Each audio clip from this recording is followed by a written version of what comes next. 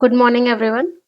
Last class में हमने जाना था संसाधन क्या है, किसे कहते हैं और संसाधन का वर्गीकरण हमने देखा था, जिसके अंतर्गत उत्पत्ति के आधार पर, समाप्यता के आधार पर, विकास के आधार पर, स्वामित्व के आधार पर वर्गीकरण स्पष्ट हमने देखा था, है ना।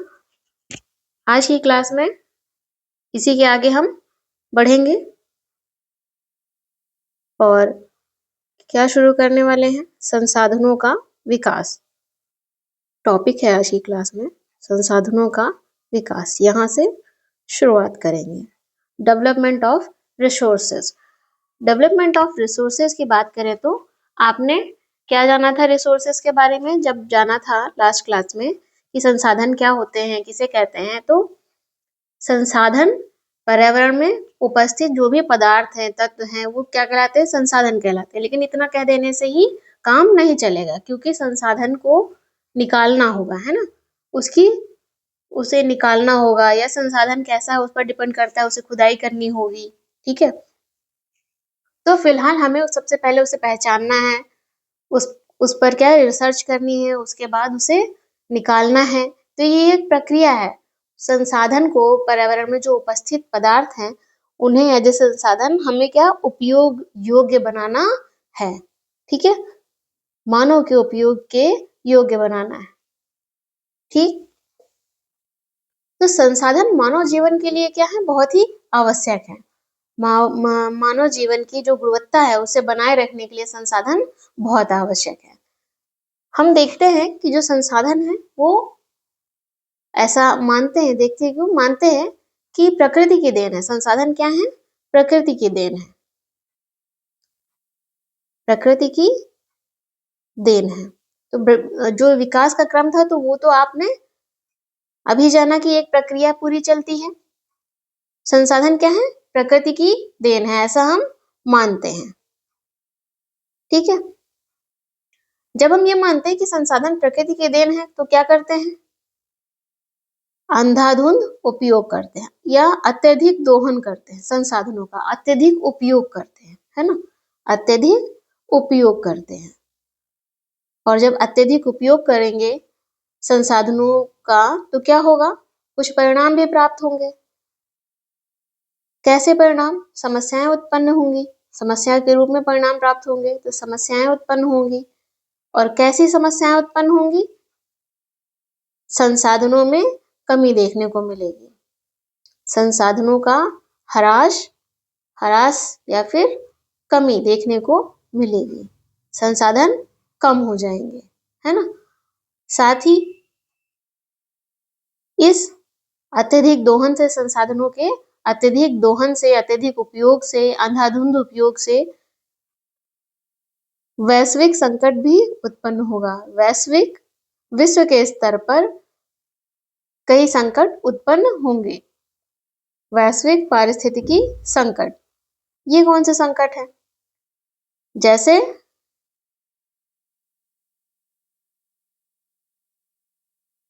जैसे भूमंडलीय तापन, ग्लोबल वार्मिंग। क्या होता है ग्लोबल वार्मिंग में, इसमें तापमान, पृथ्वी का जो तापमान है धीरे धीरे बढ़ता रहता है, ठीक है। पृथ्वी का तापमान पहले की तुलना में लगातार बढ़ रहा है, और इसके लिए आप देखेंगे कि ग्रीन हाउस गैसेस क्या होती है, रिस्पॉन्सिबल होती हैं। तो ये जो तापमान लगातार बढ़ रहा है, इससे होगा क्या, प्रभाव क्या होगा, प्रभाव ये होगा कि ध्रुवीय क्षेत्रों में जो बहुत बड़े पैमाने पर बर्फ जमी हुई है, वो बर्फ क्या होगी, पिघलने लगेगी। और पिघलने लगेगी तो पानी कहाँ जाके मिल जाएगा, बर्फ से पिघलने से क्या बन गया, पानी, जल, है ना। और वो पानी समुद्र में पहुंचेगा, समुद्र का क्या होगा, जल स्तर बढ़ जाएगा। जल स्तर बढ़ जाएगा तो समस्याएं उत्पन्न होंगी, जैसे छोटे छोटे जो आइलैंड है वो डूब सकते हैं। तो ये एक तरह से समस्या है, क्या है, ये एक बहुत बड़ी समस्या है। तो ये समस्या उत्पन्न हो सकती है। इसके अलावा ओजोन परत, ये अपने आप में एक बहुत बड़ा टॉपिक है, हम किसी दिन अलग से इसे कवर करेंगे। ओजोन परत अवक्षय होगा, ये भी एक संकट है। ओजोन लेयर डिप्लीशन, है ना। क्या होता है इसमें, ओजोन की जो परत होती है वो पतली हो जाती है। ओजोन की जो परत होती है वो पतली हो जाती है। ओजोन की परत कहाँ होती है? ओजोन की परत आपको वायुमंडल की जो परतें होती हैं, सबसे निचली परत कौन सी होती है? क्षोभ मंडल, है ना। निचली परत का नाम है क्षोभ मंडल, ट्रोपोस्फेयर, और उसके ऊपर ये क्षोभ मंडल, इसके ऊपर समताप मंडल। समताप मंडल में परत होती है ओजोन परत। ये परत क्या कार्य करती है? सूर्य से आने वाली जो किरणें हैं, उसमें जो हानिकारक किरणें हैं, हानिकारक अल्ट्रावायलेट रेज हैं, उन्हें पृथ्वी पर आने से रोकती है। ठीक है, तो यदि यदि यदि ये ओजोन परत पतली हो जाएगी तो जो हानिकारक किरणें हैं वो पृथ्वी पर आ जाएंगी, और मनुष्यों को या जो जीव रहते हैं पृथ्वी पर उन्हें क्या होगा? नुकसान होगा, क्योंकि वो हानिकारक है। ठीक है, तो इसलिए ओजोन परत जो डिप्लीशन है, डिप्लीट होती है संसाधनों में। अगर अत्यधिक उपयोग किया गया, अत्यधिक अंधाधुंध उपयोग किया गया, तो ये समस्या भी उत्पन्न हो सकती है। साथ ही पर्यावरण प्रदूषण होगा। इसके अतिरिक्त भूमि निम्नीकरण, लैंड डिग्रेडेशन होगा। ये भी एक समस्या है। इसमें क्या होता है? इस समस्या में ये जो लैंड डिग्रेडेशन है, इसमें क्या होगा? भूमि की जो उर्वरा शक्ति है वो क्या हो जाएगी? कम हो जाएगी, या धीरे धीरे कम होती जाएगी। ठीक है, उर्वरा शक्ति से क्या तात्पर्य है? भूमि की जो उर्वरा शक्ति है उससे तात्पर्य है भूमि भूमि जैसे ये भूमि है, भूमि किससे बनी है? मिट्टी, है ना। मृदा, वहां पे क्या है? मृदा है। मृदा में पोषक तत्वों की क्या हो जाती है? कमी हो जाती है। ठीक है, या पोषक तत्वों की कमी होने लगती है, दैट इज लैंड डिग्रेडेशन। तो लैंड डिग्रेड होने लगती है, तो ये भी समस्याएं उत्पन्न होंगी। ठीक है, क्यों उत्पन्न हो रही हैं ये आपको समझ में आ गया। चलिए, ये समस्याएं ना आए, ये सब तो समस्याएं हैं, ये समस्या ना हो, ये सारी समस्याएं ना आए, क्या करना होगा इसके लिए? इसके लिए करना होगा कि मानव जीवन में जो मनुष्य है उसे, मानव जीवन में जो जितने भी संसाधन हैं उनका, संसाधनों का समाज में, मनुष्य को संसाधनों का समाज में कैसा वितरण करना होगा? न्याय संगत, न्याय संगत बंटवारा करना होगा।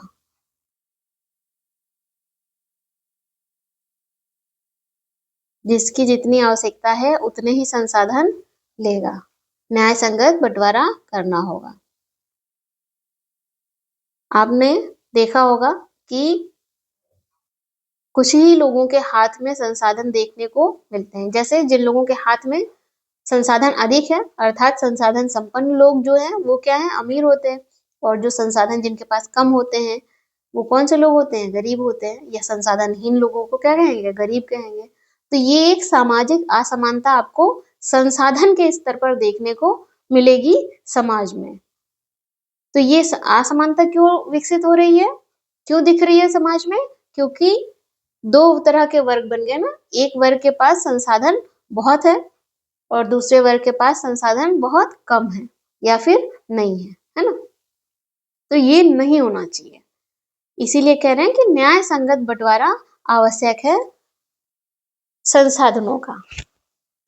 और यदि ऐसा नहीं होता है तो क्या होगा? पृथ्वी का जो भविष्य है, पृथ्वी का जो भविष्य है वो कैसे हो जाएगा? खतरे में पड़ जाएगा, खतरे में पड़ जाएगा, है ना। तो पृथ्वी का भविष्य जब कह रहे हैं तो ध्यान रखिएगा, आप, मैं या विश्व का कोई भी देश सभी पृथ्वी पर ही हैं।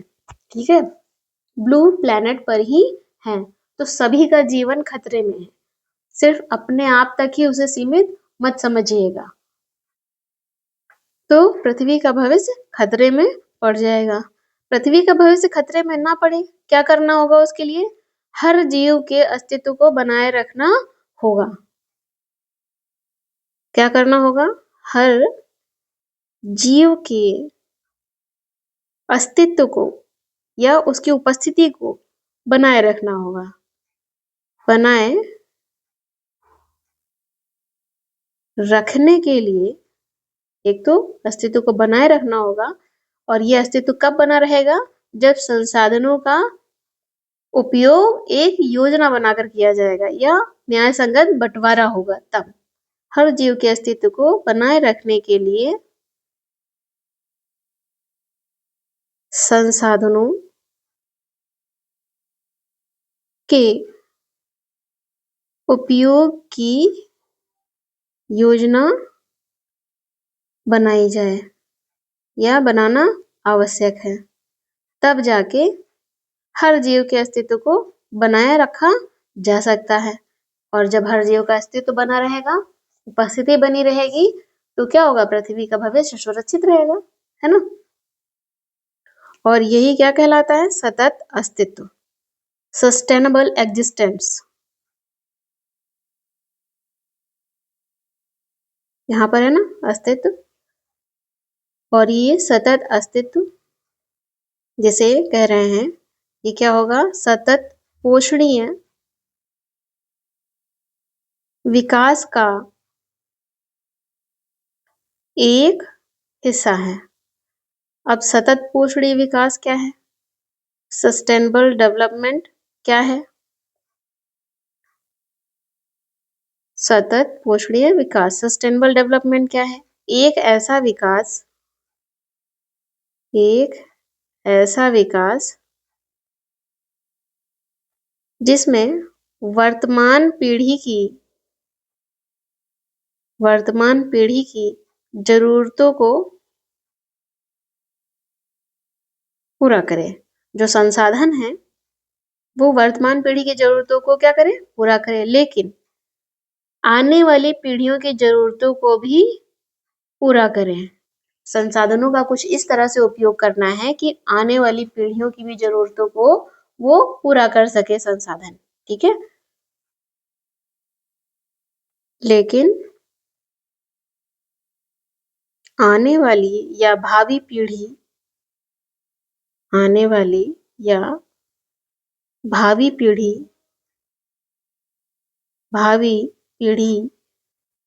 की जरूरतों और संसाधनों से समझौता ना करें, अर्थात उनकी जरूरतें भी पूरी हो। वर्तमान पीढ़ी के ऊपर ये जिम्मेदारी है कि वो अपने जरूरतों को तो पूरा करे ही, लेकिन आने वाली पीढ़ी के लिए भी संसाधन को छोड़ दें, अर्थात बस उतना ही उपयोग करना है, बहुत सिंपल टर्म में उतना ही उपयोग करना है संसाधनों का जितना कि आवश्यक हो, ठीक है। आवश्यकता से अधिक उपयोग नहीं करना है, तभी वो अगली पीढ़ी के लिए स्वतः बच जाएंगे, ठीक है।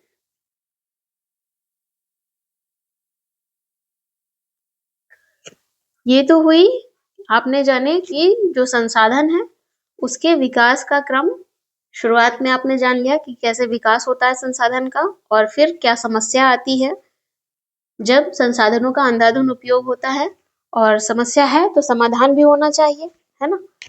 तो क्या कुछ किया गया अंतरराष्ट्रीय स्तर पर संसाधनों के संरक्षण के लिए, रिसोर्सेज के संरक्षण के लिए, तो हम देखेंगे संसाधन के संरक्षण के लिए क्या किया गया। वर्ष 1992 में अंतरराष्ट्रीय स्तर पर, है ना, 1992 में रियो डी जेनेरो, ये एक शहर है, कहाँ पर है, ब्राजील में है। ब्राजील कहाँ स्थित है, दक्षिण अमेरिका में स्थित है। दक्षिण अमेरिका एक महाद्वीप है। तो ब्राजील के रियो डी जेनेरो में एक सम्मेलन हुआ। क्या हुआ, सम्मेलन, कॉन्फ्रेंस, जहां पर 100 से अधिक देशों के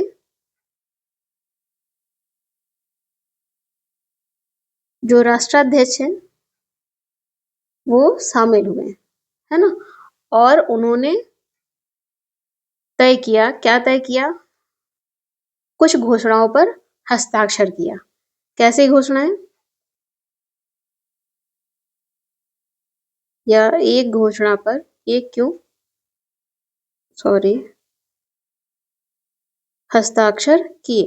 कौन से हैं वो? भूमंडलीय,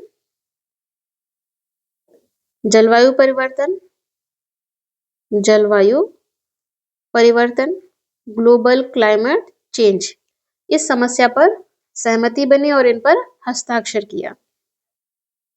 और जैविक विविधता, बायोलॉजिकल डाइवर्सिटी, इन पर हस्ताक्षर किए, है ना। साथ ही जो फॉरेस्ट प्रिंसिपल हैं, वन सिद्धांत हैं, भूमंडलीय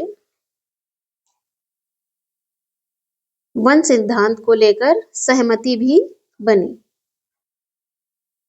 ये पूरा कार्यक्रम क्यों चल रहा है? क्योंकि संसाधनों के संरक्षण की चिंता सता रही थी अंतर्राष्ट्रीय स्तर पर, इसलिए ये सम्मेलन बुलाया गया कि संसाधनों का संरक्षण किया जाना चाहिए।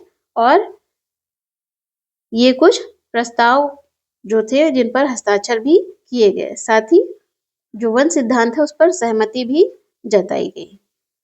और इसी सम्मेलन में एक बात देखने को मिली, कौन सी? सस्टेनेबल डेवलपमेंट के लिए, जिसे आपने अभी जाना कि अगर संसाधनों को बचाना है तो क्या करना है? सस्टेनेबल डेवलपमेंट करना है, विकास करना है। लेकिन विकास कैसा करना है? सस्टेनेबल करना है। विकास ऐसा नहीं कहा जा रहा है कि आप जो है संसाधन को उपभोग ना करें या उपयोग ना करें, करें, लेकिन कैसे करना है? सस्टेनेबल करना है, ये ध्यान में रखना है आपको।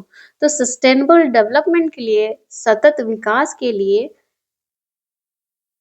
सतत, इसी सम्मेलन में सतत विकास के लिए, संसाधनों के सतत विकास के लिए एक एजेंडा को स्वीकृति दी गई, जिसे कहते हैं एजेंडा 21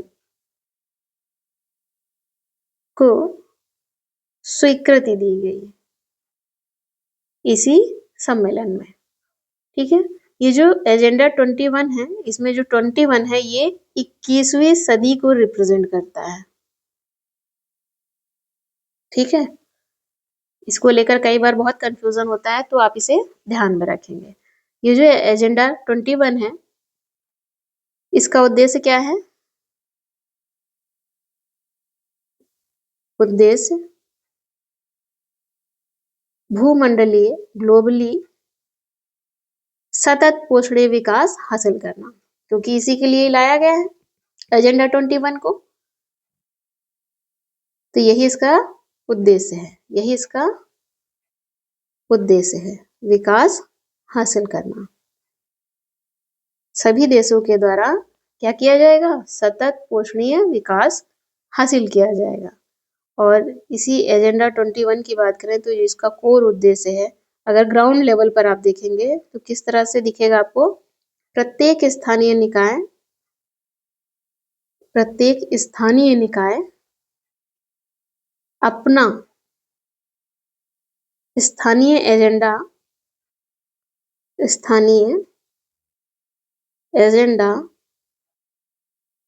21 तैयार करे। क्या करे? तैयार करे।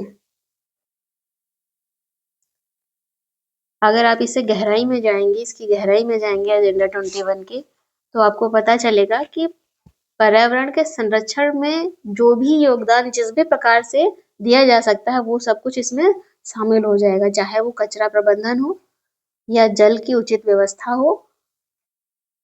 आप शहरों में देखेंगे नगर निगम के माध्यम से कचरा इकट्ठा करने के स्तर पर अलग अलग स्तर से प्रबंधन किया जाता है। तो ये सारी चीजें, ये क्या है? स्थानीय है। स्थानीय स्तर पर जो कुछ भी पर्यावरण संरक्षण के लिए किया जा सकता है या किया जा रहा है, वो सब क्या आ जाएगा? एजेंडा 21 में आ जाएगा। ठीक है, ये तो आपने वैश्विक स्तर पर देखा कि अंतर्राष्ट्रीय स्तर पर किस तरह संसाधनों के संरक्षण के लिए पहल की गई है। अब बात करते हैं, संसाधन है, संसाधन का उपयोग किया जा रहा है, तो किस तरह से बेहतर उपयोग हो सके, है ना। तो यदि संसाधनों का उपयोग करने के लिए पर्यावरण में जो उपस्थित हैं यदि उनका नियोजन कर लिया जाए, नियोजन से क्या तात्पर्य है, प्लान, है ना, प्लानिंग कर ली जाए रिसोर्सेज की, तो बेहतर तरीके से उनका उपयोग किया जा सकता है, प्लान के माध्यम से, है ना, प्लान के माध्यम से बेहतर तरीके से उपयोग किया जा सकता है। संसाधन नियोजन, रिसोर्सेस प्लानिंग, ठीक है। तो इनका संसाधनों को क्या करना होगा, विवेकपूर्ण तरीके से उपयोग करना होगा। हर बार एक बात स्पष्ट रहनी चाहिए, सस्टेनेबल डेवलपमेंट की जब बात आएगी कि संसाधनों को कैसे उपयोग करना है, सस्टेनेबल इस्तेमाल करना है ना, प्लानिंग भी कैसे बनानी है जो सस्टेनेबल हो, ठीक है। तो यदि आप भारत में देखेंगे संसाधनों को, कहाँ, भारत में, तो भारत में संसाधन के स्तर पर जब भारत को देखते हैं आप, तो आपको संसाधन में क्या मिलेगी, बहुत अधिक विविधता भारत में देखने को मिलेगी। डाइवर्सिटी बहुत है भारत में, क्या है, डाइवर्सिटी बहुत है भारत में रिसोर्सेज के स्तर पर। कई स्थल आपको मिलेंगे, कई क्षेत्र भारत में आपको ऐसे मिलेंगे जो संसाधनों को लेकर वो बहुत प्रचुर होंगे, जहां पर संसाधन बहुत बड़ी मात्रा में पाए जाते होंगे, रिसोर्सेज बहुत बड़ी मात्रा में पाए जाते होंगे, जैसे संसाधनों की वहां पर प्रचुरता होगी, प्रचुरता होगी, प्रचुरता से तात्पर्य क्या है, अधिक मात्रा में संसाधन वहां पर पाए जाते हैं, रिसोर्सेज वहां पर पाए जाते हैं। रिसोर्सेज में मिनरल्स हो सकता है, कोयला हो सकता है ना, क्रूड ऑयल हो सकता है, लोहा हो सकता है, मैंगनीज हो सकता है, कुछ भी इस तरह से, ये सब क्या है, मिनरल्स है, चूना पत्थर है, सीमेंट है, एस्बेस्टॉस है, ठीक है। तो ये सब क्या है, संसाधन है। जल भी एक संसाधन है, मृदा भी एक संसाधन है। तो यदि बात करें भारत में संसाधनों की प्रचुरता आपको कहाँ पर देखने को मिलेगी, भारत के किस क्षेत्र में, झारखंड, मध्य प्रदेश, छत्तीसगढ़, इस क्षेत्र में, भारत के इस क्षेत्र में आपको क्या देखने को मिलेगा, संसाधनों की बड़े स्तर पर प्रचुरता देखने को मिलेगी। क्या है यहाँ पर, खनिज आपको बड़े पैमाने पर इनके भंडार मिलेंगे, कोयले के भंडार यहाँ पर बहुत हैं, यहाँ से उत्पादन भी किया जाता है इनका। वहीं आप देखेंगे भारत में कई ऐसे क्षेत्र हैं जहां पर संसाधनों की क्या है, कमी है, संसाधनों की कमी है। कौन से क्षेत्र हो सकते हैं वो, जैसे राजस्थान का क्षेत्र,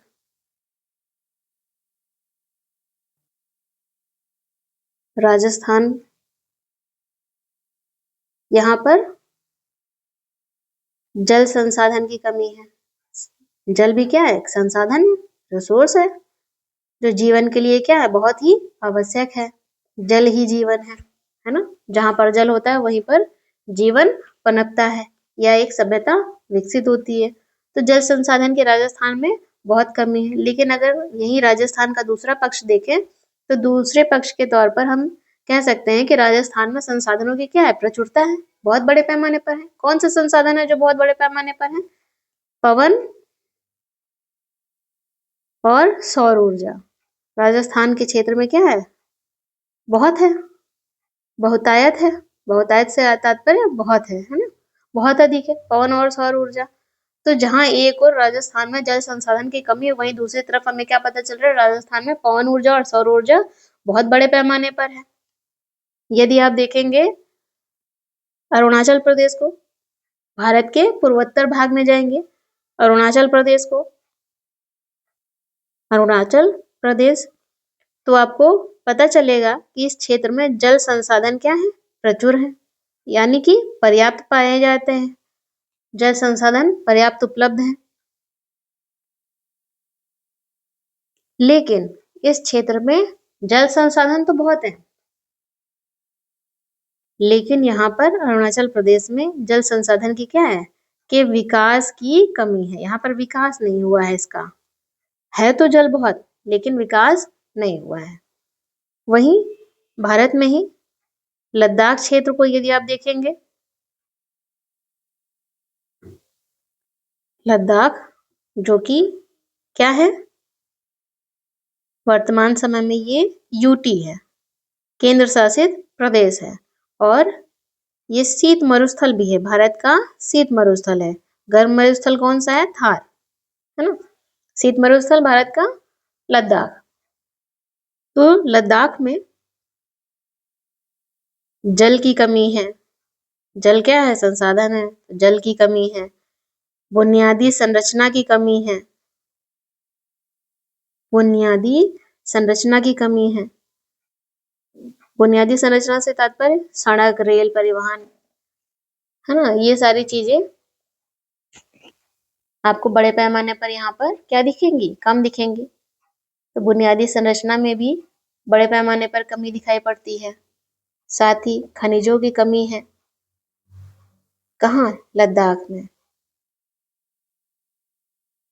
तो आपने देखा कि भारत के अलग अलग क्षेत्र में अलग अलग तरह के संसाधन पाए जा रहे हैं, और जहाँ एक तरफ आपको बहुत अधिक संसाधन देखने को मिल रहे हैं भारत के भाग में, वहीं दूसरी तरफ संसाधन बहुत कम दिखाई पड़ते हैं। जैसे यदि आप भारत का मानचित्र देखेंगे तो ये भाग जो है, यहाँ पर संसाधन अधिक है ना। आपने जाना अरुणाचल प्रदेश, ये अरुणाचल प्रदेश है, यहाँ पर जल संसाधन अधिक है, ठीक। राजस्थान का जो क्षेत्र है, इस भाग में क्या ज्यादा है, जल संसाधन कम है, कम है, ठीक। और ज्यादा क्या है, पवन ऊर्जा और सौर ऊर्जा, ठीक है। और बात करें लद्दाख की, लद्दाख में आपने जस्ट ऊपर ही लिखा है, तो आप उसे देख सकते हैं। तो अलग अलग तरह के, अलग अलग क्षेत्रों में अलग अलग प्रकार के संसाधन है। किसी क्षेत्र में लोहा अधिक मिलता है, खनिज अधिक मिलता है, खनिज के अंदर ही ये सारे तत्व आ जाएंगे, लोहा है, मैंगनीज है ना, ये सब उसी के अंतर्गत आ जाएंगे। तो ये जो संसाधन है, जिस क्षेत्र में अधिक है वहां से जिस तरफ कम है उस तरफ पहुंचाना होगा, है ना। तभी तो लोगों को क्या है, न्याय संगत बंटवारा करना है सभी को। ये जो संसाधन का अंतर है, किसी के पास अधिक संसाधन है, किसी के पास कम संसाधन है, इसे क्या करना होगा, कम करना होगा। कम कैसे होगा, जब लोगों तक संसाधन पहुंच सकेंगे आसानी से। इसलिए राष्ट्रीय स्तर पर,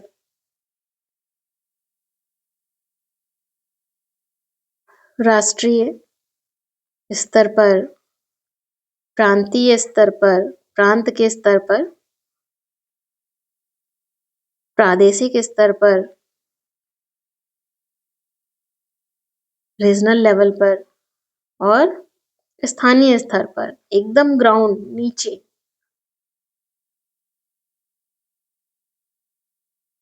क्या करना होगा, संतुलित संसाधनों का पहले संतुलित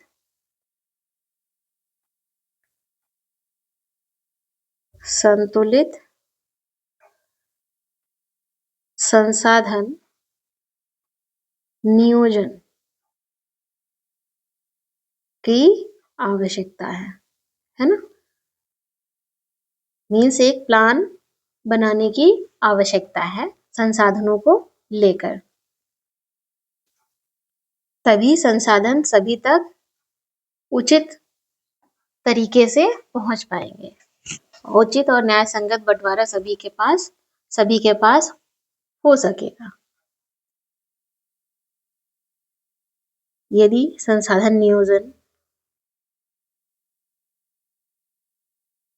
संसाधन की जो प्लानिंग है रिसोर्सेज की, भारत में देखेंगे, जैसे कि अभी आप देख ही रहे थे कि कहाँ पर अधिक संसाधन है, कहाँ पर कम संसाधन है।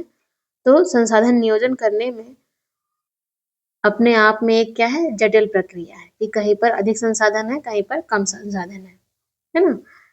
और इस प्रक्रिया में कई चरण हो सकते हैं, जैसे कि संसाधन नियोजन की प्रक्रिया में कई चरण हो सकते हैं। जैसे कि सबसे पहले तो देश के जितने भी प्रदेश हैं उसमें संसाधनों की अलग अलग प्रदेश में अलग अलग प्रकार के संसाधन है, तो उनकी क्या करनी है, सबसे पहले संसाधनों की पहचान करनी है। संसाधनों की पहचान करनी है। पहचान कर क्या करिए, एक लिस्ट बना, पहचान कर लिस्ट बनाई। उसके बाद क्षेत्रीय,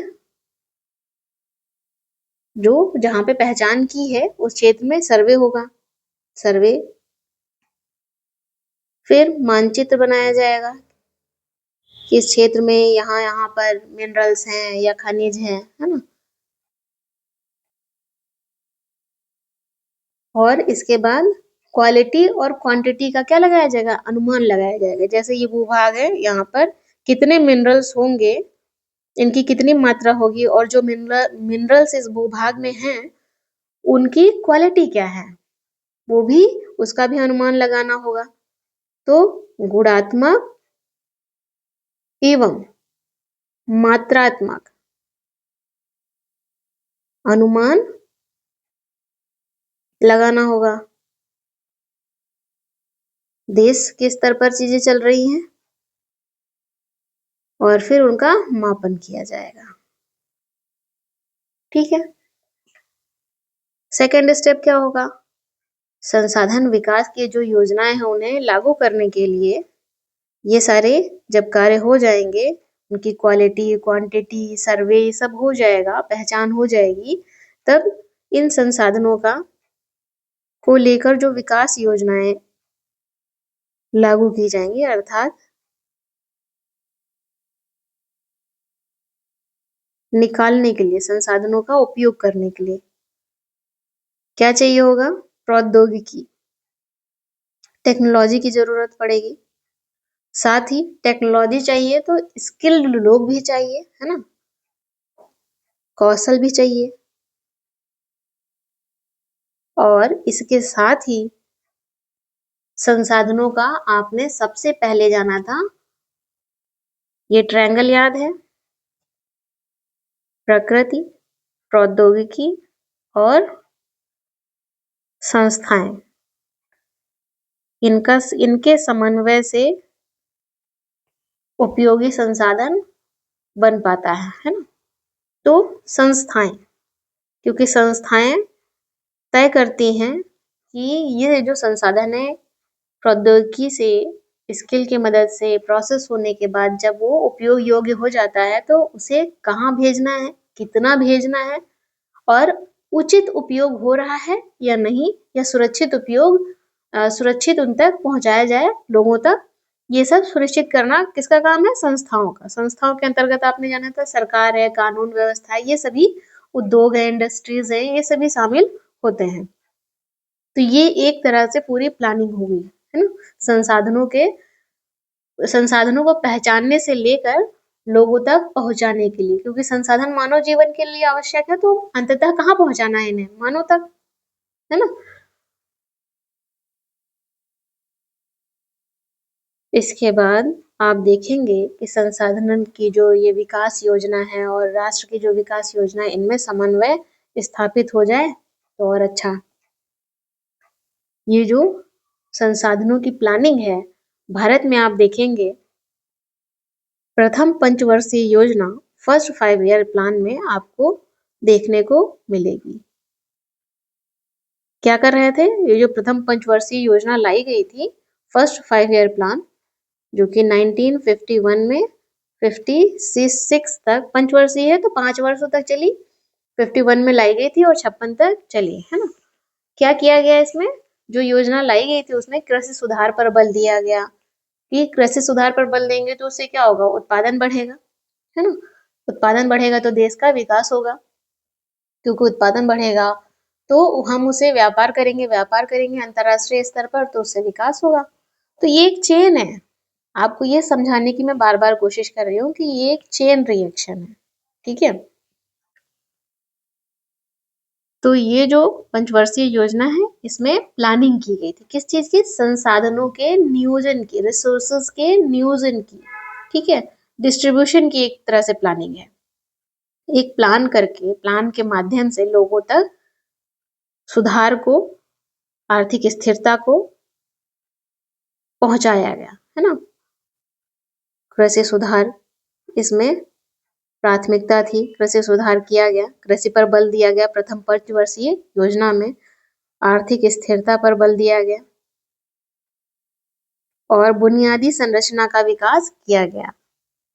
सड़क, रेल, परिवहन इनका विकास किया गया ताकि एक स्थान से दूसरे स्थान तक आसानी से जो उत्पादन किया गया है, कृषि की बात कर रहे हैं तो जो भी उत्पादन किया गया उसे बाजार तक पहुंचाया जा सके, जिससे उचित लाभ मिल सके, है ना, तभी तो विकास होगा। और ये कैसे हो रहा है? एक प्लान के तहत, पूरा प्लान बैठकर बनाया। जैसे आप समझने की कोशिश करिए कि आप किसी ट्रिप पर गए हैं, जाना चाहते हैं, गए नहीं, जाना चाहते हैं, तो आप क्या करते हैं? उसकी प्लानिंग करते हैं, है ना, कि हम क्या क्या सामान हमें ले जाना होगा, क्या क्या हमें बाहर से मिल सकता है। प्लानिंग करते हैं ना बैठ के, कितना खर्च आएगा, अगर खर्च ज्यादा हो रहा है तो उसे कम कहाँ पर करना है। तो ये जो प्लानिंग आप कर रहे हैं, ये प्लानिंग ही क्या है? यही प्लानिंग यहाँ पर रिसोर्सेज के संदर्भ में बताई जा रही है आपको। आपके देश में जो रिसोर्सेज है उनका उचित प्रबंधन किया जा सके, उचित प्रबंधन करके लोगों तक लाभ पहुंचाया जा सके, ठीक है। और ये जो प्रथम पंचवर्षीय योजना लागू करके संसाधनों का नियोजन स्पष्ट तौर से देखने को मिलता है। इसमें जितना भी लक्ष्य रखा गया था इस परियोजना में, उससे ज्यादा ही विकास दर प्राप्त हुई थी। और आपने देखा होगा, ये तो बात हुई किसकी? पंचवर्षीय परियोजना अर्थात संसाधन नियोजन का एक उदाहरण है, ठीक है, कि किस तरह से संसाधन नियोजन करके, रिसोर्सेज की प्लानिंग करके देश का विकास किया गया। ठीक, आपने कई जगह देखा होगा देश के स्तर पर भी कि देश में ऐसे कई सारे क्षेत्र हैं जो संसाधन संपन्न हैं पर वो आर्थिक रूप से पिछड़े हुए हैं, है ना। क्यों? और कई सारे ऐसे भी क्षेत्र होंगे जहां पर संसाधन नहीं है लेकिन वो आर्थिक लेकिन क्या है, संसाधन नहीं है पर आर्थिक रूप से समृद्ध हैं। ये अंतर क्यों है? ये अंतर इसलिए है, जैसे कि आप झारखंड, छत्तीसगढ़ वाले क्षेत्र में आपने अभी जाना कि वहां पर क्या है, संसाधन बहुत है, रिसोर्सेस बहुत है ना, लेकिन वो क्षेत्र क्या है, पिछड़े हुए हैं, आर्थिक रूप से पिछड़े हुए हैं। वो इसलिए क्योंकि वहां पर क्या है, संसाधन तो है पर तकनीकी नहीं है, है ना, तकनीकी नहीं है, जिसके कारण वो क्षेत्र पिछड़े हुए हैं। वहीं अगर आप गुजरात जैसे क्षेत्रों को देखेंगे तो वहां पर संसाधन कम है। अगर मिनरल्स के स्तर से देखें तो संसाधन कम मिलेंगे आपको, लेकिन वो क्षेत्र क्या है, आर्थिक रूप से समृद्ध है। क्यों? क्योंकि उन क्षेत्रों के पास तकनीकी है ना। तो ये आपको देखने को मिलेगा। क्यों देखने को मिल रहा है, ये आपको समझ में आ गया होगा। अगर आप इतिहास के अतीत में देखेंगे, इतिहास के गर्भ में देखेंगे, पुराने समय को देखेंगे तो संसाधन बहुत बड़ा पक्ष है। आप कितनी गंभीरता समझ रहे हैं इसका अनुमान तो नहीं है मुझे, लेकिन संसाधन किसी भी देश के लिए सबसे महत्वपूर्ण है, पक्ष है। क्योंकि जब आप इतिहास की ओर झांकेंगे तो पाएंगे कि उपनिवेश की व्यवस्था, भारत क्या था, 1947 से पहले उपनिवेश था, ठीक है। हम कहते हैं ना अंग्रेजों के अधीन थे, ठीक है। तो 1947 से पहले उपनिवेश था। उपनिवेश क्यों बनाया गया भारत को? क्योंकि भारत में संसाधन बहुत थे, इसलिए भारत को उपनिवेश बनाया गया अंग्रेजों के द्वारा। और आप ध्यान दीजिएगा कि उपनिवेश बनाने के क्रम में भी भारत के उस क्षेत्र को पहले बनाया गया, अपने अधीन किया गया जिस क्षेत्र में संसाधन अधिक थे, ठीक है। तो ये भी आपको देखने को मिलेगा। तो संसाधन कितना बड़ा पक्ष है किसी भी देश के लिए, ये बात आपको समझ में आनी चाहिए। अभी आपने संसाधनों का नियोजन किया है, अब संसाधनों का संरक्षण कर लेते हैं। अभी हमने इससे पहले संसाधनों के संरक्षण के क्रम में कुछ चीजें जानी थी। किसी भी देश के विकास में संसाधन क्या है, बहुत ही महत्वपूर्ण भूमिका निभाते हैं। संरक्षण करने की बात है तो यहाँ पर स्पष्ट तौर पर है कि संसाधनों का क्या किया जा रहा है, अंधाधुंध दोहन किया जा रहा है। संरक्षण तभी करने की जरूरत पड़ेगी। तो संरक्षण करने के क्रम में आप याद रखिएगा कि गांधी जी ने एक बात कही थी। क्या थी वो बात? कि पृथ्वी पर जितने भी जीव हैं, जितने भी मानव, चराचर, जितने भी जीव हैं, उन सभी के लिए क्या है कि पर्याप्त संसाधन उपलब्ध हैं, लेकिन किसी भी लालची व्यक्ति के लिए नहीं। अर्थात वो लोग जो अत्यधिक दोहन करते हैं संसाधनों का, उनके लिए तो संसाधन पूरे ही नहीं पड़ेंगे, लेकिन सामान्य तौर पर क्या है कि पृथ्वी के पास उतने संसाधन हैं जितने की लोगों की आवश्यकता है, लोगों की जरूरतों को पूरा कर सकता है। ठीक है, गांधी जी का ये वक्तव्य था। तो गांधी जी के इस वक्तव्य से क्या पता चलता है? गांधी जी अत्यधिक उत्पादन के विरुद्ध थे। किसके? अत्यधिक उत्पादन के विरुद्ध थे।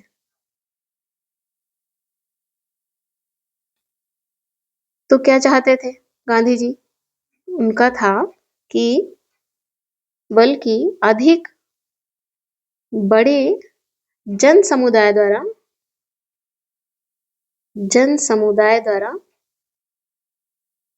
उत्पादन के पक्षधर थे।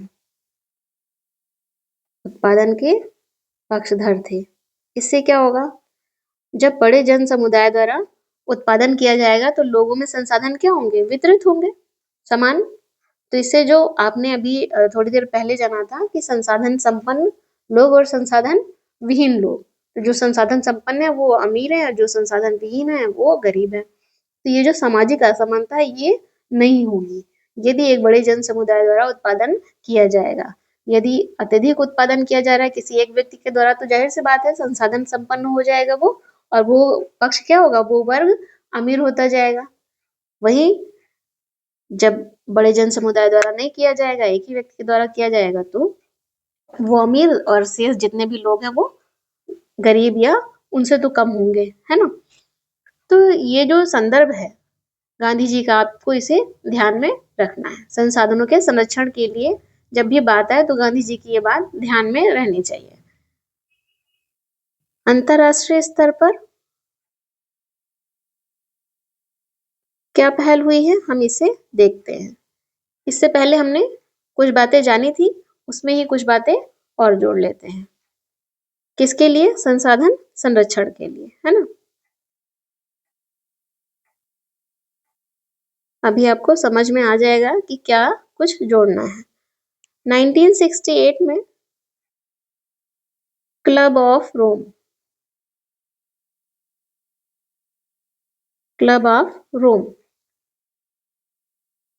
संसाधन के बचाव के लिए क्लब ऑफ रोम में क्या हुआ? सम्मेलन हुआ, क्लब है, और इसमें एक रिपोर्ट पब्लिश हुई, द लिमिट्स टू ग्रोथ, जो सबसे फेमस रिपोर्ट है, द लिमिट्स टू ग्रोथ। ये क्वेश्चन पूछा जाता है। जितने भी यहाँ पर आप देखेंगे इसके एक क्रम के बाद, वो सभी संसाधन के संरक्षण से जुड़े हुए ही पक्ष हैं। 1974 में आपको देखने को मिलेगा कि एक बुक प्रकाशित हुई, स्मॉल इज ब्यूटीफुल। किसकी बुक है ये? किसने लिखी है? सुमेश्वर जी ने, सुमेशर, ठीक है। और इस बुक में सुमेशर जी ने गांधी जी के विचारों को दोहराया है। गांधी जी के विचार क्या हैं? आपने अभी जाना, विचारों को दोहराया है ना। और आगे बढ़ते हैं तो पता चलता है 1987 में एक रिपोर्ट आई, कौन सी? Brundtland report. ये जो रिपोर्ट है इसमें ब्रंटलैंड के नाम पर ही जो जिन्होंने रिपोर्ट बनाई है, जिनकी अध्यक्षता में ये रिपोर्ट बनी है, उन्हीं के नाम पर है ब्रंटलैंड रिपोर्ट। ब्रंटलैंड कौन थे? भूतपूर्व पीएम, कहाँ के? नॉर्वे के। इस रिपोर्ट में सतत पोषणीय विकास की बात की गई। सतत पोषणीय विकास की संकल्पना प्रस्तुत की गई। आपने अभी सतत पोषणीय विकास के बारे में जाना था कि संसाधनों का संरक्षण करना है तो कैसे करना है, सतत पोषणीय विकास करना है ना, सस्टेनेबल डेवलपमेंट करना होगा। इसी के माध्यम से संरक्षण पर बल दिया गया और ये रिपोर्ट बाद में आवर कॉमन फ्यूचर, हमारा साझा भविष्य नाम से प्रकाशित हुई। तो हम कहाँ पहुंच गए, सस्टेनेबल डेवलपमेंट तक।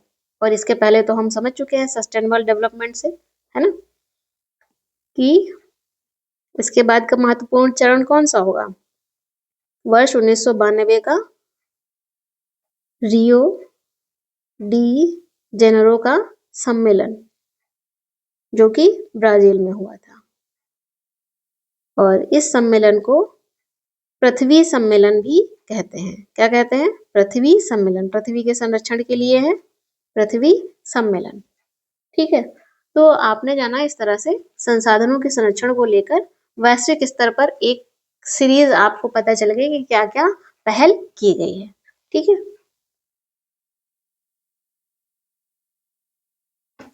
अब हम आगे बढ़ते हैं और देखते हैं लैंड रिसोर्सेस को, भू संसाधन को। लैंड भी क्या है, संसाधन है। पानी, मिट्टी, जल सब संसाधन है। संसाधन अपने आप में ही एक बहुत बड़ा व्यापक इसका अर्थ है।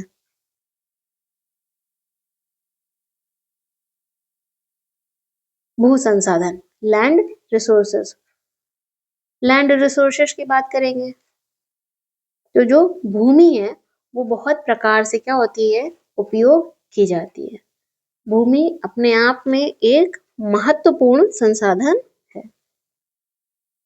आपको ये तो आप इतने समय से क्लास सुन रहे हैं आप, तो याद ही हो गया होगा कि जो भी संसाधन है वो बहुत ही महत्वपूर्ण है। और भूमि तो सबसे ही ज्यादा है, क्योंकि भूमि से हमारे जीवन की अधिकतम आवश्यकता है भूमि के माध्यम से ही पूरी होती है ना। एक बड़े स्तर की आवश्यकताएं भूमि के माध्यम से ही पूरी होती हैं। महत्वपूर्ण संसाधन है और प्राकृतिक संसाधन है। कैसा संसाधन है, प्राकृतिक संसाधन है ना। भूमि पर जो लैंड है, भूमि पर कई तरह की क्रियाएं की जाती हैं। कई प्रकार की क्रियाएं करते हैं। जैसे मैंने कहा ना कि भूमि से बहुत कुछ या हमारे जीवन के लिए बहुत आवश्यक चीजें भूमि से हमें प्राप्त होती हैं, जो हमारे जीवन के लिए आवश्यक होती हैं। जैसे कि प्राकृतिक वनस्पति, पेड़ पौधे। ठीक है, पेड़ पौधों का उपयोग है ना जीवन में। वन्य जीवन या वन्य जीव, जानवर लिख सकते हैं ब्रैकेट में समझने के लिए, जिसे समझ में ना आए, है ना। जानवरों से हमें कितना लाभ होता है, प्रतिदिन हमें दूध चाहिए होता है और चाय की चुस्की तो पूछिए ही मत। आर्थिक क्रियाएं करते हैं, भूमि पर ही करते हैं। किसी भी देश में देश के संचालन के लिए, विकास के लिए आर्थिक क्रियाएं की जाती हैं। जो आर्थिक क्रियाएं होती हैं वो 3 तरह की होती हैं, प्राथमिक क्रियाएं, द्वितीयक क्रियाएं और तृतीयक क्रियाएं, है ना। प्राथमिक क्रियाओं के अंतर्गत कौन सी क्रियाएं आएंगी, प्राथमिक क्रिया के अंतर्गत आएगा कृषि है, खनन है। द्वितीय क्रिया कौन सी, जो विनिर्माण से जुड़ी हुई हो, है ना। विनिर्माण क्या, कच्चा माल लेकर जो उत्पादन किया जाता है जिस जगह पे, वो होती है सेकेंडरी क्रियाएं। और टर्सरी या तृतीय क्रियाएं जो सेवा देने का काम करती है। ठीक है, ये सब कहाँ पर की जा रही है ये क्रियाएं, भूमि पर। इसके अतिरिक्त संचार व्यवस्था, कहाँ पर बनाई जा रही है? लैंड पर। परिवहन व्यवस्था,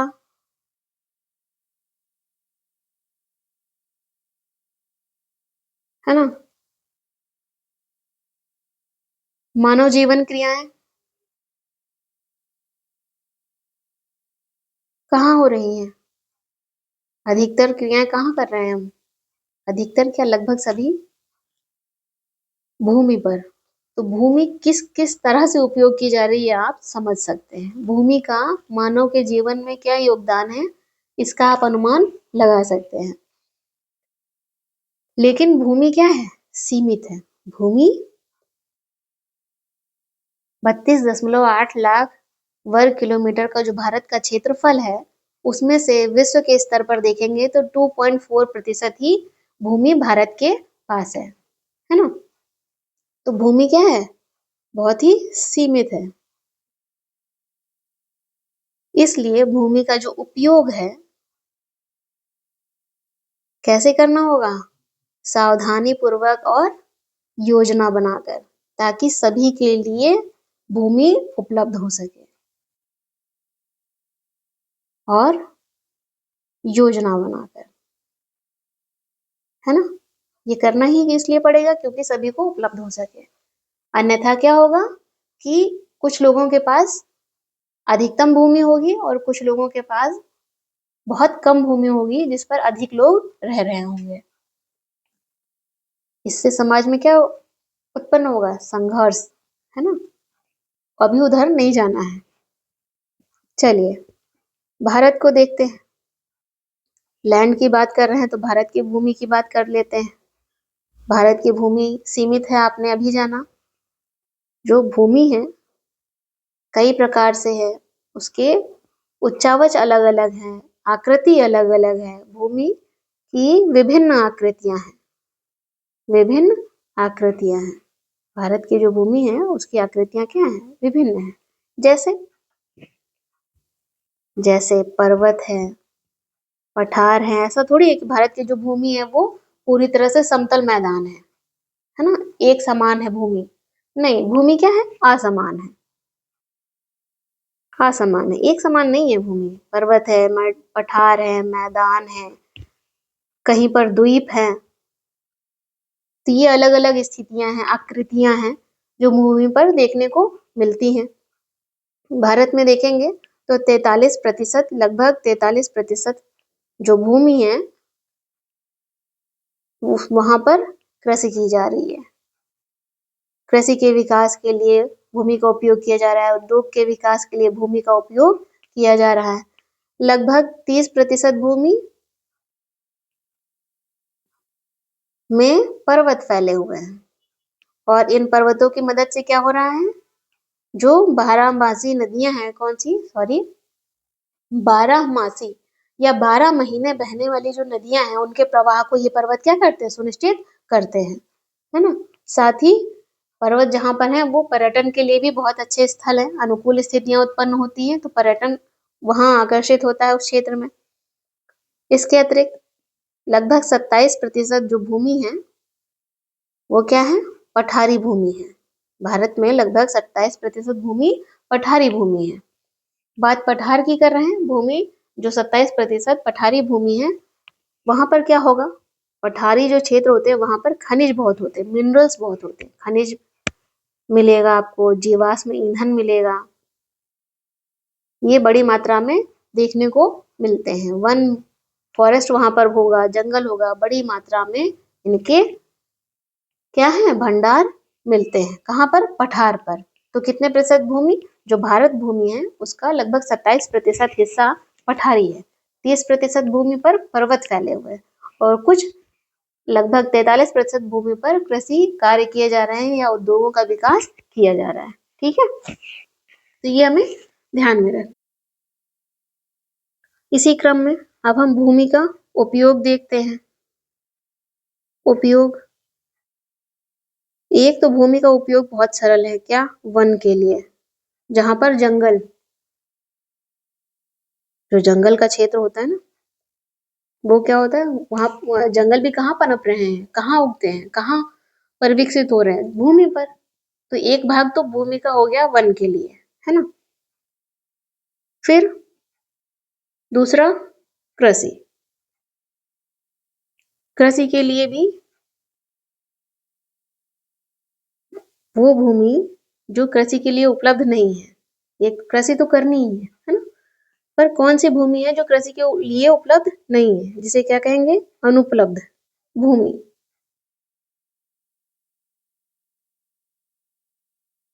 कौन सी हो सकती है, बंजर भूमि। बंजर भूमि कौन सी होती है, ऐसी भूमि जिस पर खेती नहीं की जाएगी या खेती के लिए पूरी तरह से अयोग्य है, ऐसी भूमि को बंजर भूमि कहते हैं। तो आपको लग रहा होगा कि कोई बात नहीं, हम उस जगह में, उस भूमि पर क्या करते हैं, कुछ सुधार करके वापस से उसमें फसल उगाना शुरू कर देते हैं। नहीं, बंजर भूमि में ऐसा नहीं हो सकता, क्योंकि उसे सुधार से, ऐसी भूमि जिसे सुधार से भी ठीक नहीं किया जा सकता उत्पादन के लिए, वही भूमि ही बंजर भूमि कहलाती है। ठीक है, वही भूमि बंजर भूमि कहलाती है। तो ये कृषि के लिए कौन सी भूमि उपलब्ध नहीं है, बंजर भूमि।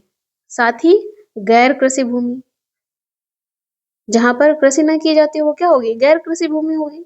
गैर कृषि भूमि के अंतर्गत कौन सी भूमि आएगी, जैसे इमारतें, है ना, इमारत कहीं पर बनी हो, सड़क बने हैं, रेल मार्ग बने हैं, उद्योग लगे हुए हैं, तो वो जो भूमि जहां पर ये बने हुए हैं, वो क्या है, वहां पे कृषि हो रही है, नहीं, कृषि के अतिरिक्त गैर कृषि भूमि है वो। ठीक है, तो ये जो भूमि है, बंजर भूमि, गैर कृषि भूमि, ये कृषि के लिए उपलब्ध नहीं है, दैट इज अनुपलब्ध भूमि है। इसके बाद अन्य, अन्य कृषि अयोग्य भूमि, किसके अतिरिक्त, परती भूमि के अतिरिक्त, ब्रैकेट में परती भूमि के अतिरिक्त। परती भूमि क्या होता है, खाली पड़ी भूमि को क्या कहते हैं, परती भूमि कहते हैं। परती भूमि के अतिरिक्त जो कृषि अयोग्य भूमि है, उसके अंतर्गत क्या आएगा, इस भूमि में भी क्या नहीं हो रहा है, कृषि नहीं होगी। ठीक है, इसके अंतर्गत आएगा स्थायी चारागाह, जहां पर पशुओं को चराने के लिए ले जाते हैं, है ना। स्थायी चारागाह है, बागान है, या फसल लगाई गई है, उपवन है, बागान है, उपवन है, फूलों के बाग हैं, फलों के बाग हैं, है ना। तो ये जो क्षेत्र है, यहाँ पर कृषि नहीं की जा रही है। या फिर कृषि योग्य बंजर भूमि, कृषि योग्य बंजर भूमि, ये भी क्या है, कृषि के लिए अयोग्य भूमि है, यहाँ पर भी कृषि नहीं हो रही है। कृषि योग्य बंजर भूमि और बंजर भूमि, ये दो शब्द आपने अभी देखे, इनमें अंतर क्या है। जो बंजर भूमि होती है, वहां पर बंजर भूमि पर सुधारों के बाद भी, ये जो बंजर भूमि है, ये बंजर भूमि है, यहाँ पर किसी इस भूमि पर सुधार के बाद भी खेती नहीं की जा सकती है। लेकिन जो कृषि योग्य बंजर भूमि होती है, इसमें मूलभूत अंतर ये होता है कि ये भूमि भी क्या है, बंजर है, बंजर है, पर सुधार कर, इस भूमि को सुधार कर खेती की जा सकती है, सुधार कर खेती की जा सकती है, इसलिए इसे कहते हैं कृषि योग्य बंजर भूमि। तो ये इसमें बेसिक डिफरेंस है। जब बंजर भूमि की बात की जाए तो वहां पर कोई गुंजाइश नहीं है, उस भूमि पर कोई भी कृषि नहीं की जा सकती। ठीक है, लेकिन अगर कह रहे हैं कृषि योग्य बंजर भूमि, इसका मतलब उस भूमि में सुधार करके कृषि की जा सकती है। तो आपने जाना कि बंजर भूमि और गैर कृषि भूमि और स्थायी चारागाह, बागान है, उपवन है और कृषि योग्य बंजर भूमि, यहाँ पर कृषि नहीं हो रही है ना, कृषि के लिए उपलब्ध नहीं है। इसके बाद आता है परती भूमि के अतिरिक्त। अब बारी है परती भूमि की। परती भूमि ये कहाँ पर है, सारी भूमि ही है, भूमि के उपयोग हम पढ़ रहे हैं। ठीक है, परती भूमि जिसे इंग्लिश में कहते हैं फॉलो लैंड,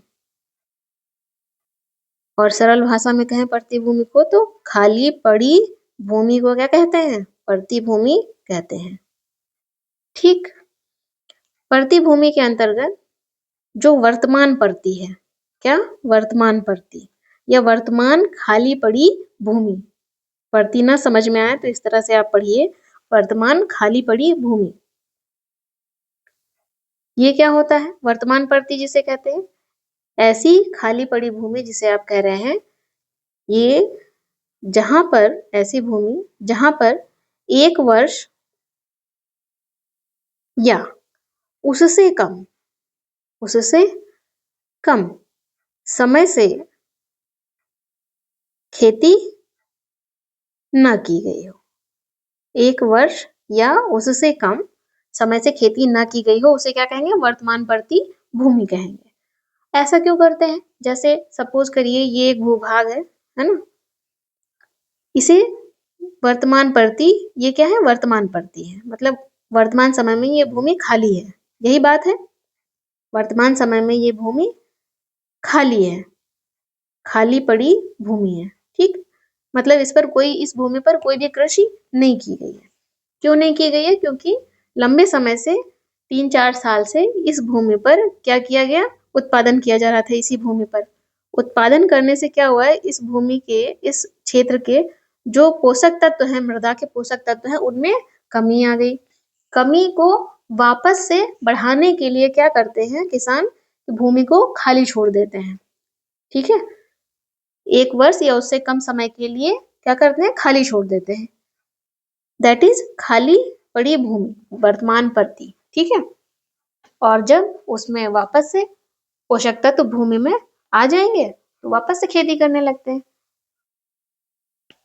और ये पता कैसे चलता है कि अब भूमि को खाली छोड़ देना है? उत्पादन कम हो जाता है। ठीक है, बहुत सरल है। किसी भी क्षेत्र में, किसी भी भूखंड पे उत्पादन कम होने लगता है जब, तो समझ में आ जाता है किसान को कि अब इसके जो पोषक तत्व हैं मृदा के, वो कम हो चुके हैं, हमें इसे खाली छोड़ देना चाहिए। ठीक है, दैट इज वर्तमान परती। परती के अंतर्गत ही आएगा वर्तमान परती भूमि के अतिरिक्त जो अन्य परती भूमि है। अन्य परती भूमि, ये कौन सी भूमि है? वर्तमान परती तो आपको समझ में आ गया कि 1 वर्ष या उससे कम समय से खेती न की गई हो, बस इतना ही रेफरेंस है। अन्य परती भूमि, ऐसी भूमि जहां पर, ऐसा भू क्षेत्र जहां पर 1 से 5, 1 वर्ष से लेकर 5 कृषि वर्ष, कौन से वर्ष? कृषि वर्ष से खेती न की गई हो, उसे क्या कहेंगे? वो अन्य परती भूमि के अंतर्गत आएगा। ठीक है, तो वर्तमान परती भूमि पर भी खेती नहीं हो रही है। ठीक, अन्य परती भूमि पर भी खेती नहीं हो रही है, ध्यान रखना इस बात को। कृषि वर्ष, यहाँ पर कृषि वर्ष लिखा है। कृषि वर्ष कब से कब तक होता है? जुलाई से जून। ठीक है, जैसे अभी नया साल आने वाला है, जनवरी से दिसंबर, है ना, ये वर्ष चलता है। तो ये किस पर आधारित है? ये वर्ष जनवरी से दिसंबर, 12 महीने का जो वर्ष है, ये ग्रिगोरियन कैलेंडर पर आधारित है। लेकिन जो कृषि वर्ष है वो अलग है। क्या? जुलाई से जून चलता है कृषि वर्ष। नेक्स्ट इसके अंतर्गत आएगा, यहीं से एक लाइन ड्रॉ कर लेते हैं ताकि जुड़ाव बना रहे, है ना। नेक्स्ट है शुद्ध बोया गया क्षेत्र।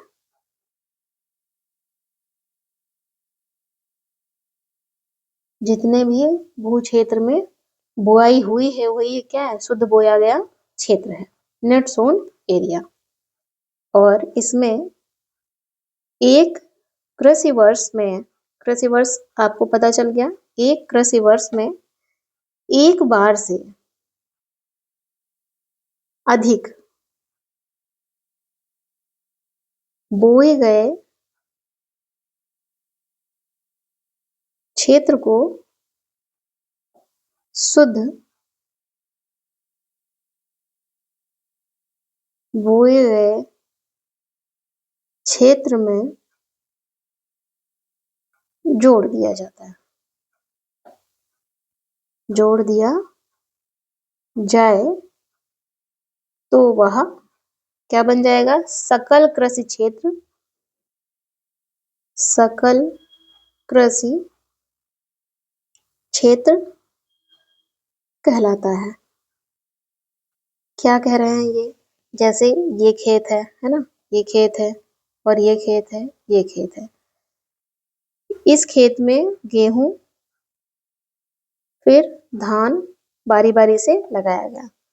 तो जब गेहूं और इस खेत में भी गेहूं की गणना की गई, गेहूं लगाया जाता है और धान लगाया जाता है, सेम दोनों चारों खेत में ऐसा ही है।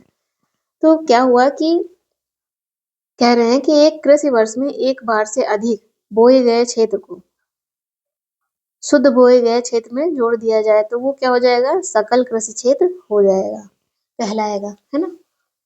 तो गेहूं और धान एक कृषि वर्ष में जितनी बार भी ये गेहूं, पहले गेहूं लगाया गया फिर धान लगाया गया, या हो सकता है इसके बाद कोई और फसल लगाई जाए, तो उसे कितनी बार जोड़ेंगे? सपोज 2 बार यहाँ पर है कोई और फसल, यहाँ पर हम फसल ही लिख देते हैं, तो कितनी बार बुआई हुई? 3 बार, तो 3 बार जोड़ेंगे, है ना।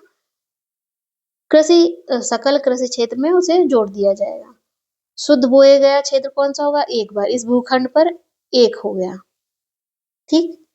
बोया गया क्षेत्र एक है ये, लेकिन इसमें ये जो 3 प्रकार से इसे भूखंड पर की जा रही है बुआई, इसे भी जोड़ देंगे तो ये बढ़ नहीं जाएगा, तो क्या हो जाएगा? सकल कृषि क्षेत्र हो जाएगा।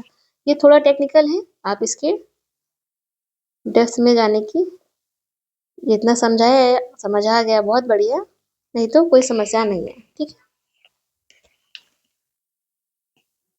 चलिए अब हम आगे बढ़ते हैं।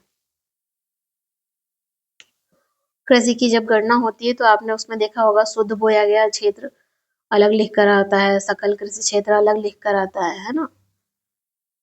शुद्ध बोया गया क्षेत्र जैसे रबी के समय अगर गणना हुई है तो गेहूं के लिए आएगा कि गेहूं का क्षेत्र इतना है। हो सकता है उस समय कोई क्षेत्र कोई भूखंड परती छोड़ दिया गया हो, मतलब कोई भूखंड खाली छोड़ दिया गया हो जिसपे कृषि ना की गई हो, तो वो शुद्ध बोए गए क्षेत्र में क्या होगा? गणना उसकी नहीं की जाएगी, ठीक है। तो इस तरह से इसमें चीजें दिखाई पड़ती हैं भूमि के स्तर पर। तो इस रेस्ट आपने इसमें इसके अंतर्गत जाना कि कौन कौन सी भूमि कृषि के लिए उपलब्ध नहीं है। इन सबको छोड़कर जितनी भी भूमि बची है उस पर क्या हो रहा है? कृषि की जा रही है। भारत क्या है? कृषि प्रधान देश है, ठीक है। चलिए अब हम, ये तो भूमि के संदर्भ में था, भूमि का हमने देख लिया क्या क्या वहां पर भूमि पर किया जा रहा है। बंजर भूमि है, कैसी भूमि है, भूमि के उपयोग क्या है, ये तो हमने ब्रॉड व्यू देखा। अब हम देखते हैं भारत के संदर्भ में, तो हम देखेंगे भू उपयोग प्रारूप पैटर्न क्या है भारत में। सबसे पहले तो जानते हैं भूमि उपयोग से पहले भूमि उपयोग को कौन से कारक प्रभावित करते हैं या कौन से कारक निर्धारित करते हैं।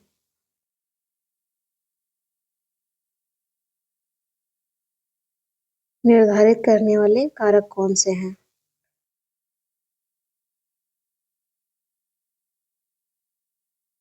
भौतिक कारक और मानवीय कारक।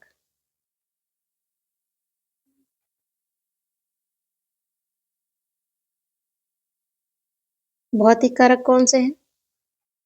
भू आकृति है, भू आकृति के अंतर्गत पर्वत पठार मैदान सब शामिल होगा, है ना। जलवायु है, जलवायु के स्तर से भी भूमि का उपयोग क्या हो जाता है? चेंज हो जाएगा। मृदा है, और मानवीय कारक के अंतर्गत क्या होगा? जनसंख्या घनत्व है,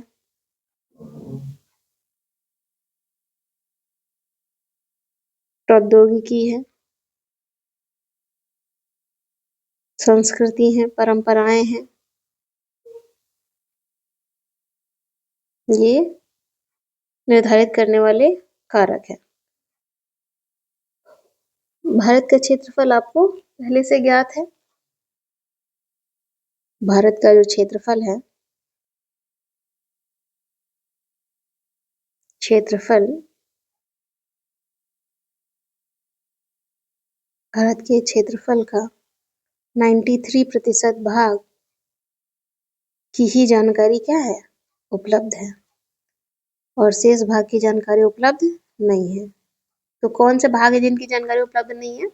पूर्वोत्तर भारत में असम को छोड़कर जानकारी उपलब्ध नहीं है शेष भाग की, और जम्मू कश्मीर की तरफ आप देखेंगे भारत के उत्तर में, तो पाकिस्तान और चाइना अधिकृत जो क्षेत्र है उसकी जानकारी उपलब्ध नहीं है। तो भारत के पास जो भूमि है उसमें भी 93% भाग की जानकारी उपलब्ध है। अब हम देखेंगे क्या कि भारत भूमि में जो उपयोग हो रहा है, उपयोग के स्तर पर स्थायी चारागाह की कमी हुई है।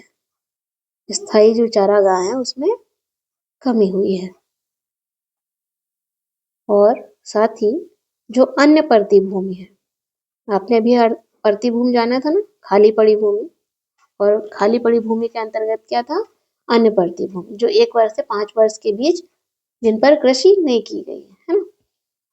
और जो अन्य परती भूमि है ये क्या है, अनुपजाऊ है, अनुपजाऊ है। तो इस पर खेती की जा सकती है, कृषि की जा सकती है। इस पर फसल के उगाना क्या होगा, कठिन होगा, उगाना कठिन होगा। कठिन है से तात्पर्य क्या हो जाएगा, अगर फसल लगाते भी हैं इस भूभाग पर तो लागत अधिक आएगी, लागत बहुत ज्यादा आएगी। एक पक्ष तो ये हो गया कि खाली पड़ी जो भूमि है वो क्या हो गई है, अनुपजाऊ हो रही है बड़े स्तर पर, है ना। और वहां पर फसल यदि लगाते भी हैं तो लागत बहुत ज्यादा आती है। साथ ही ये जो खाली पड़ी भूमि है, अन्य परती भूमि, इसमें टाइम पीरियड क्या था, 1 से 5 वर्ष, है ना। तो इसमें 2 या 3 वर्षों में देखने को मिल रहा है उपयोग के क्रम में कि 2 या 3 वर्षों में एक या दो बार इस भूमि पर बुआई की जाती है, और इसके बाद मात्र 1 या 2 बार ही बुआई की जाती है इस भूमि पर। इसके बावजूद इसे शुद्ध बोए गए क्षेत्र में शामिल कर लिया जाता है। क्या करते हैं, शुद्ध बोए गए क्षेत्र में शामिल कर लिया जाता है। जब गणना होती है तो उसमें शामिल कर लिया जाता है, ठीक है। इससे मिलाने के बावजूद अन्य परती भूमि में ये जो 1-2 बार भी कृषि की जा रही है, इसको मिलाकर भी क्या हो रहा है, भारत में लगभग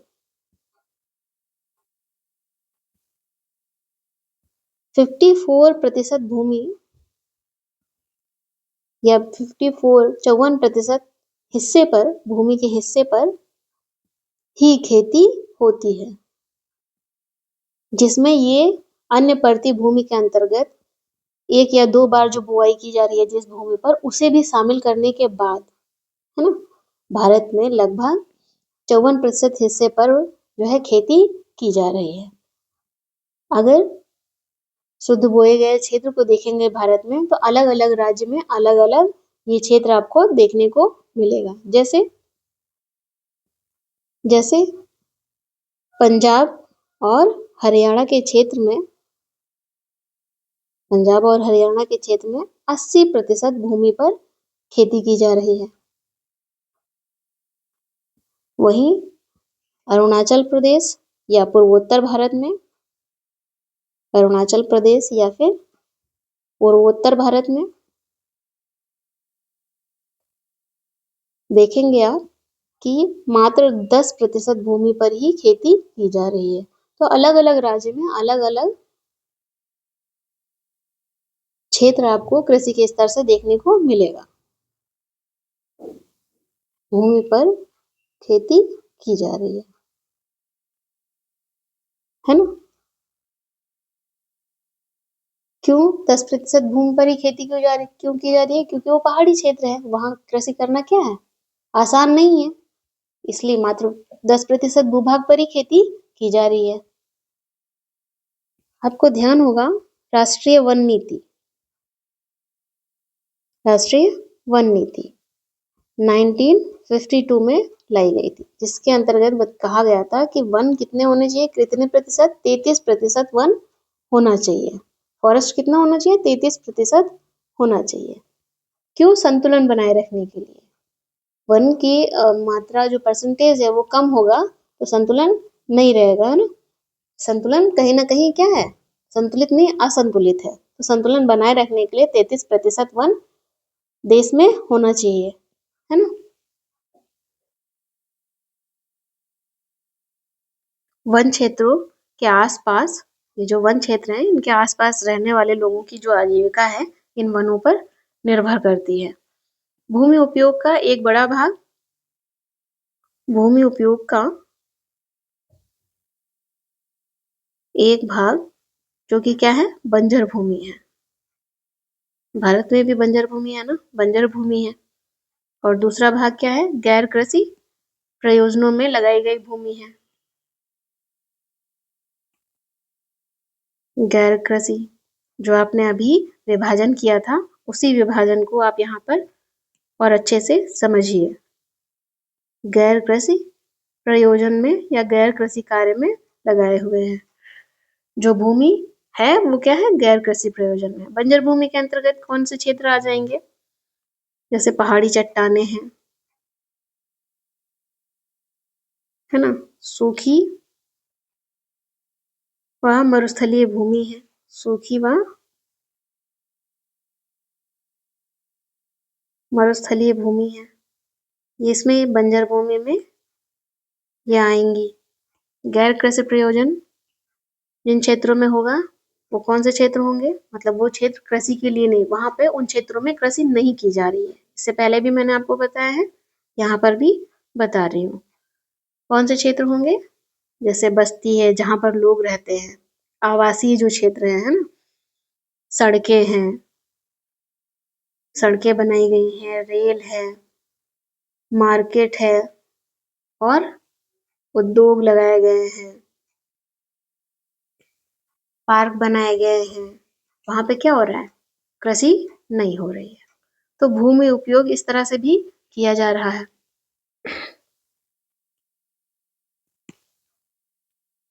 लंबे समय तक आपने देखा कि संसाधन को पढ़ने के क्रम में इस संसाधनों का क्या हो रहा है, लगातार उपयोग किया जा रहा है। इससे पहले आपने थोड़ी देर पहले जाना था तो उसमें संरक्षण की प्रक्रिया अपनाई गई थी, है ना, जिसके अंतर्गत आपने अंतरराष्ट्रीय स्तर पर क्लब ऑफ रोम और क्या जाना था, सस्टेनेबल डेवलपमेंट एजेंडा 21, ये बातें जानी थी। भारत की बात कर रहे हैं तो भारत में भी संसाधनों का क्या होगा, अंधाधुंध दोहन होगा, लगातार भू उपयोग किया जा रहा होगा। किसका भू उपयोग किया जा रहा है, भूमि के उपयोग को पढ़ रहे हैं तो भूमि का जो उपयोग है बहुत बड़े स्तर पर किया जा रहा है, उनका प्रबंधन किए बिना, जिससे क्या होगा, भूमि का जो उपयोग है, जो भूमि है उसका क्या हो जाएगा, निम्नीकरण होगा, भूमि का निम्नीकरण होगा, जिसे क्या कहते हैं, लैंड डिग्रेडेशन। इससे क्या मतलब है, भूमि निम्नीकरण से क्या तात्पर्य है, अगर भूमि का अत्यधिक दोहन किया जाए, है ना, तो उसे भी निम्नीकरण होने लगता है, डिग्रेड होने लगती है भूमि, अर्थात भूमि में जो पोषक तत्व हैं वो क्या होने लगते हैं, कम होने लगते हैं। दैट इज भूमि निम्नीकरण, जिसका प्रभाव समाज और पर्यावरण पर देखने को मिलता है। ठीक है, अब बात करते हैं भूमि निम्नीकरण की। भूमि की उर्वरता में धीरे धीरे कमी आने लगती है। भूमि निम्नीकरण क्यों है, भूमि की उर्वरता में धीरे धीरे कमी आने लगती है।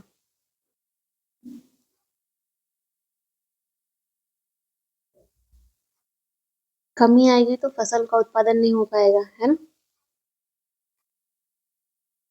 भारत के स्तर से यदि देखेंगे आप, तो भारत में वर्तमान समय में 13 करोड़ हेक्टेयर जो भूमि है वो क्या है, निम्नीकृत है। क्या है, निम्नीकृत है।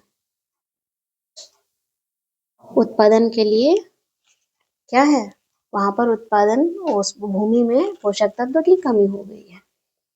इसमें से भी 28%, 28% जो भूमि है वो वनों के अंतर्गत डिग्रेड हुई है, और 56% भूमि जल द्वारा अपरदित हुई है।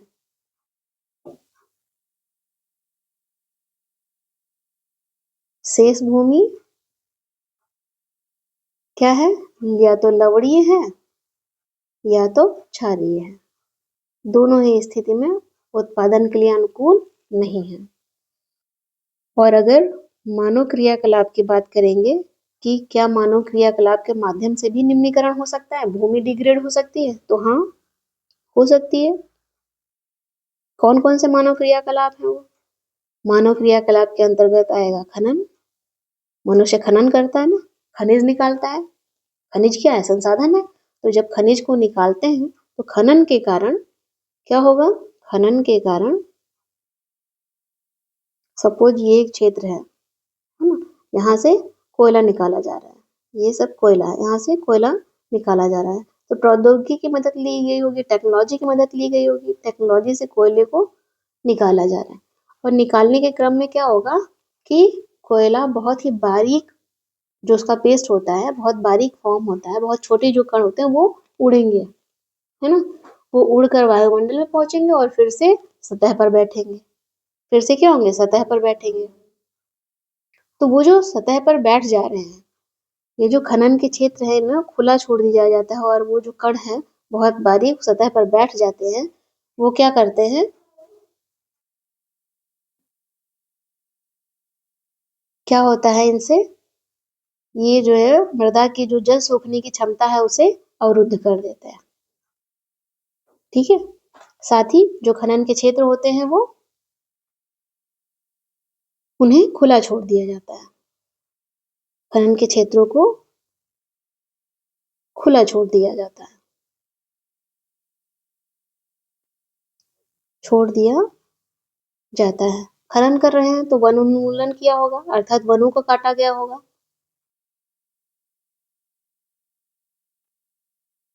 वन उन्मूलन हो रहा है तो भूमि क्या होगी, निम्नीकृत होगी। तो आपने जाना ना, 28% भूमि वनों के अंतर्गत निम्नीकृत है, इसमें आ जाएगा। इसके अतिरिक्त पशुचारण के माध्यम से ये क्षेत्र कौन से होंगे खनन वाले, झारखंड है, छत्तीसगढ़ है, एमपी है,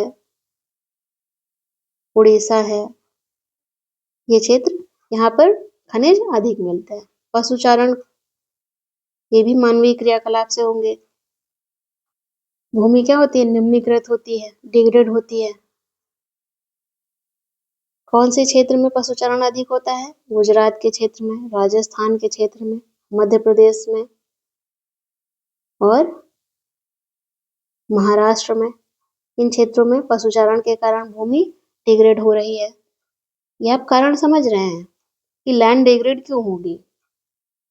भारत में आप देख रहे हैं किस तरह से लैंड डिग्रेड हो रही है, क्या कारण उत्तरदायी है, मानवीय क्रियाकलाप में।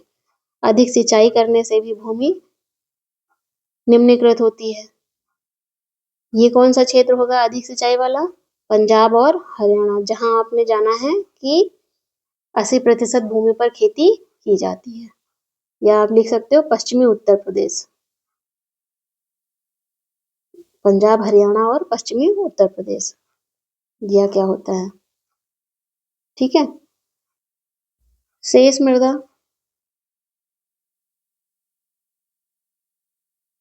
और क्या कारण है।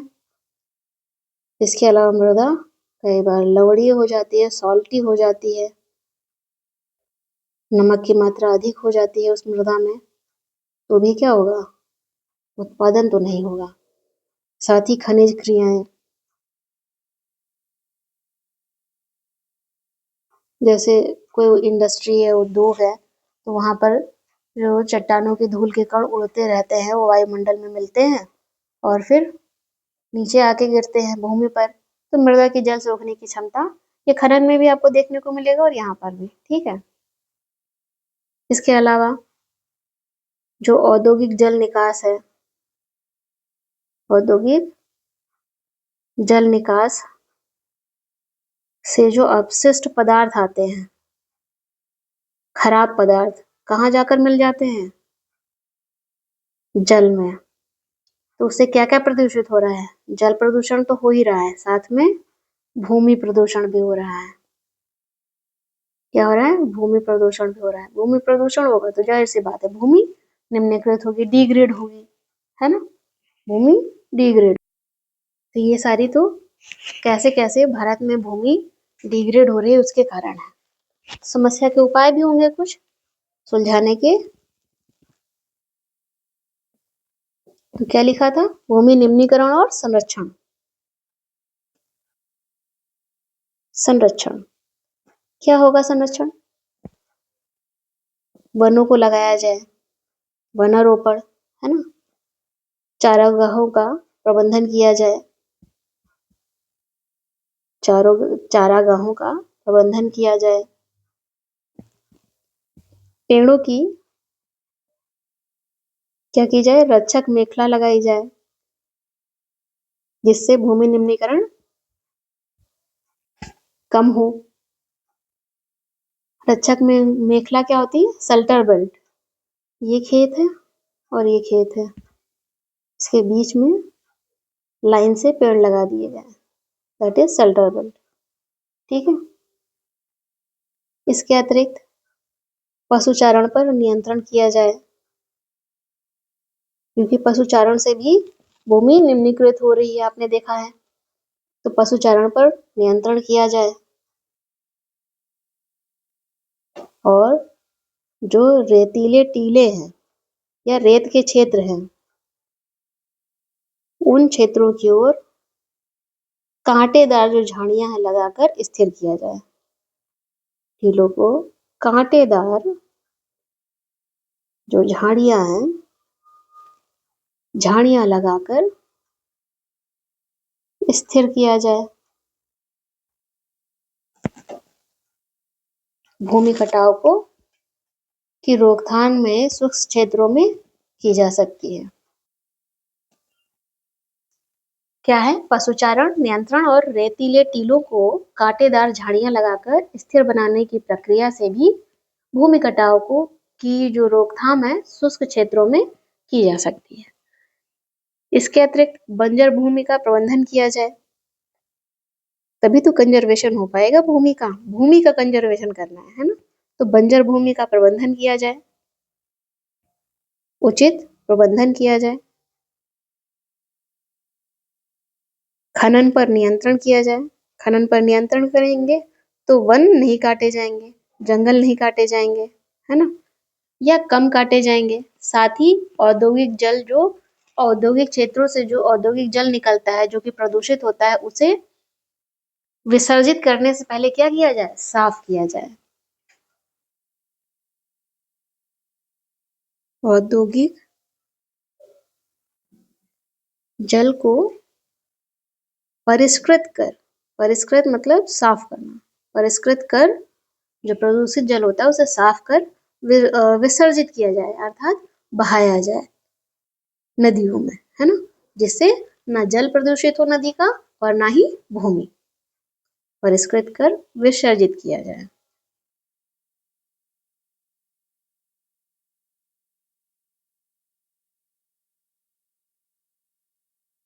जिससे जल और भूमि प्रदूषण को क्या किया जा सकेगा? कम किया जा सकता है। तो इस तरह से आपने लैंड डिग्रेडेशन किन किन कारणों से हो रहा है भारत में वो आपने जाना, कैसे कैसे अधिक सिंचाई से भी हो रहा है, पशुचारण से भी हो रहा है ना? और खनन से भी हो रहा है, उद्योग से भी हो रहा है, औद्योगिक जल के जो प्रदूषित जल है उससे भी हो रहा है। फिर उसके उपाय क्या हैं ये भी जान लिया, भारत के स्तर पे भी जान लिया और सामान्य तौर पर भी आपने पहले जाना कि संसाधन क्या है। अगर क्लास को समराइज करें 5 मिनट में तो हमने क्या जाना है लास्ट क्लास से आज की क्लास तक, संसाधन क्या है, ठीक है, किसे कहते हैं संसाधन, संसाधन का वर्गीकरण हमने जाना है, उत्पत्ति के आधार पर और विकास के आधार पर, समाप्यता के आधार पर और स्वामित्व के आधार पर। आज की क्लास में हमने जाना है संसाधनों का विकास जाना है, संसाधनों का संरक्षण जाना है ना, और भारत में संसाधनों का विकास कैसे हुआ है, संसाधनों का संरक्षण जाना है, संसाधनों का जो उपयोग है जिसके अंतर्गत हमने भूमि उपयोग भारत के संदर्भ में जाना है, और भारत के संदर्भ में निम्नीकरण की प्रक्रिया भूमि की कैसे हो रही है और उनका कैसे संरक्षण किया जाए ये हमने जान लिया है। तो आज की क्लास में इतना ही, नेक्स्ट क्लास में हम मिलते हैं और नेक्स्ट क्लास में पढ़ने वाले हैं हम मृदा संसाधन। Okay, thank you.